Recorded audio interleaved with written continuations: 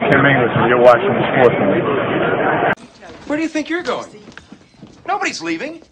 Nobody's walking out on this fun, old-fashioned family Christmas. No, no, we're all in this together. Ho, ho, ho, ho. This is cool.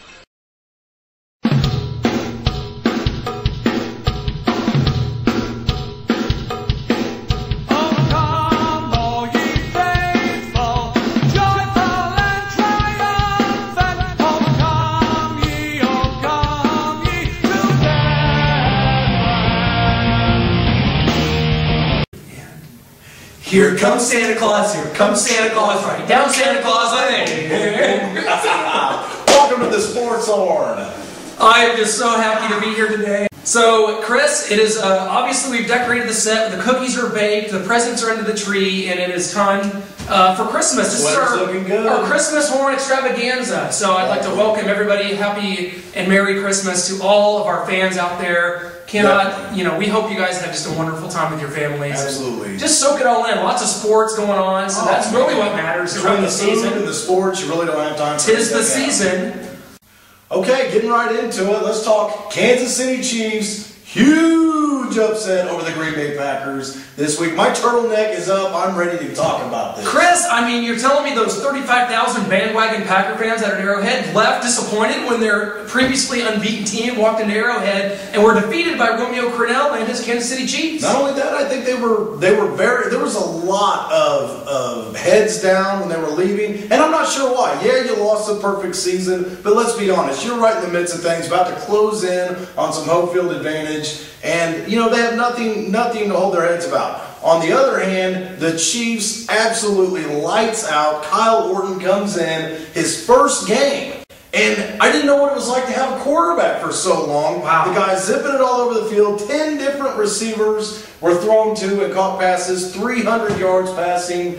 We beat the #1 team in the National Football League. No one can take this victory away from Romeo Crennel. It's the NFL. This stuff happens, and the Chiefs were the proud recipient of a early-time Christmas gift here last Sunday. And really, you do talk about Kyle Orton, you talk about Romeo Crennel, and this leads me to the question that you asked. Does Romeo Crennel deserve the job now that we've won this game? I mean, does it depend on his last 2 games as a Chiefs coach?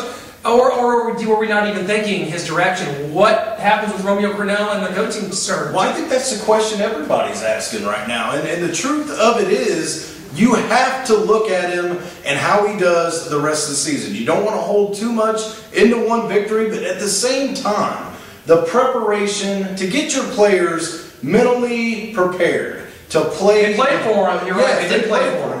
And one of the things that I heard was he showed the movie Gladiator to the whole team. That would do it. Before the game. And his whole thing was, no matter what comes out of that tunnel, we stick together and we get the victory. That was what Crennel was doing about the Packers. Yes, sorry, absolutely. No, it was great. It was a lot. Great. But the thing, I'm so proud of this football team and the way they responded. Without Haley, they actually proved all of us fans right. And that, to the effect of, Tyler Palko shouldn't have been playing, and I believe Todd Haley was the problem. May have some people disagree with me on that, but that's why we have the Sports Horn page. You want to check it out and go there.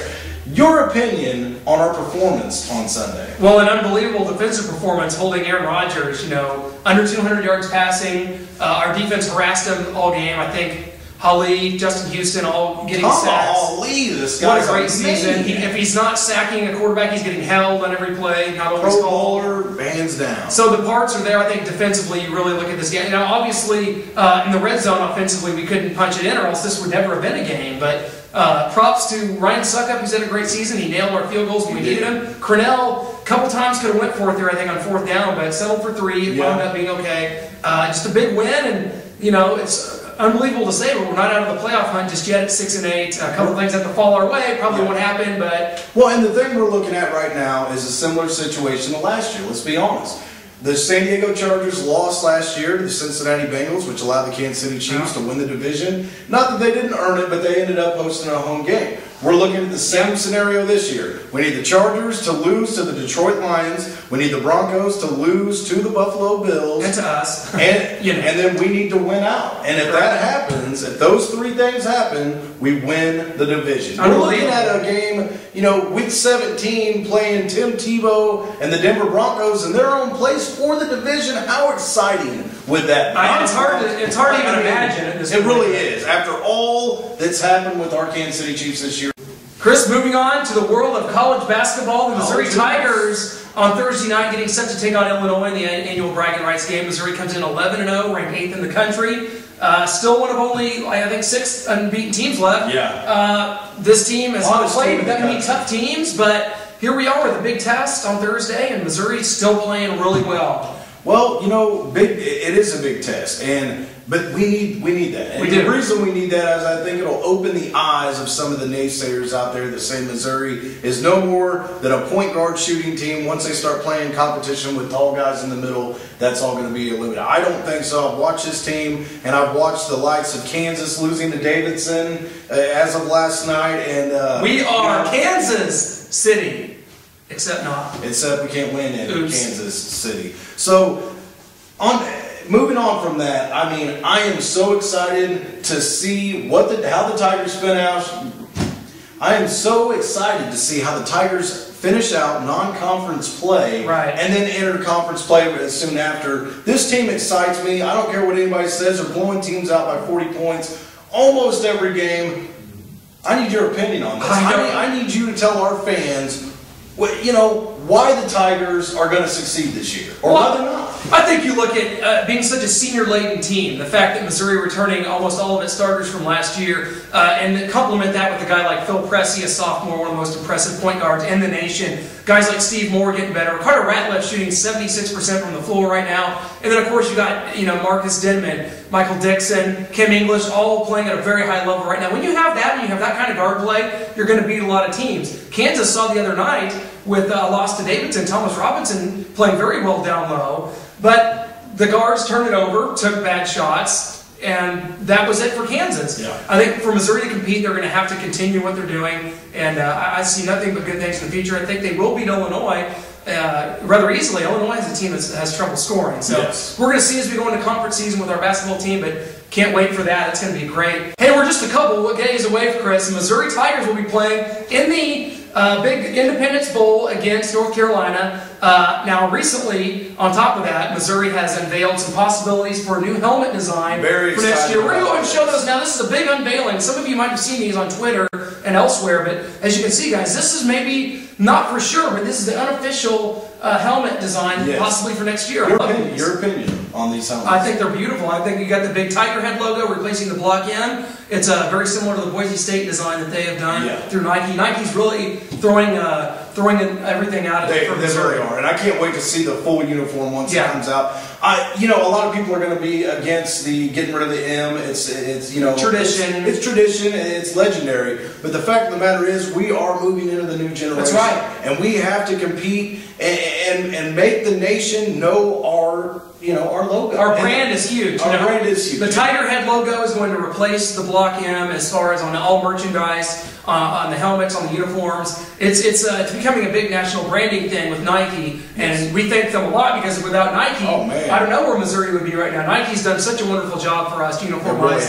and we can't wait to see what those look like. But guys, I hope you like those helmet designs because those are kind of a special thing to see right here on the Sports Horn. So does Missouri, though, in this Independence Bowl against North Carolina, does Missouri win this game? We have lost a couple bowl games in a row now. It's time for Missouri to win a bowl game and send these seniors out with a big victory. I think it'll say a lot about James Franklin. I think it'll say a lot about our defense. Which team's going to show up? Is it going to be the consistent team that's blowing teams out by 30, 40 points? Or is it going to be the team that shows up, struggles, and ends up losing by a field goal like the Arizona State game when you're so close? I do not see us getting blown out in any shape or form. I hope that we win this ball game. I'm not going to say that we're going to, but I damn sure hope so, Clint, because we need it. We need the bowl win going into next season. We need James Franklin to have that confidence. I'm very excited about this game. I know it's not one of the highly bowls, but it's the day after Christmas. It's the only bowl game being played that day at 4 o'clock, and so it's going to be a lot of good exposure for Missouri. And I think if Missouri wins this game, it gets their 8th win of the season, finishes winning 4 out of 5. Missouri's a deadlock to be ranked in the top probably 20 going into next season. Yeah. Which, you say who cares about that, but I think it's big. I think it is too with the current system until they, do the +1 system or something like that. This is what we're going to be stuck with. Well, guys, as always, thank you for watching our Christmas special. Social network us. Definitely hit us up on our social networks as always. Let's go out with a little jingle bells, jingle all the way. Get up now, jingle bells, one horse open. Yeah! Jingle bells. How about the Pitt State Gorillas, Division II Pitt State takes home the national title, defeating Wayne State last weekend. Got some buddies that go up to Pitt State. Shout out to Team Com for all your info on Pitt State football. They had avenged a couple losses this year, came back to win the national championship in Division II. Oh, come all ye faithful, joyful and triumphant, oh come ye, rejoice with you. And a two, and here comes Santa Claus, right down Santa Claus Lane. Welcome to the Sports Horn. I hope you have a very horny Christmas.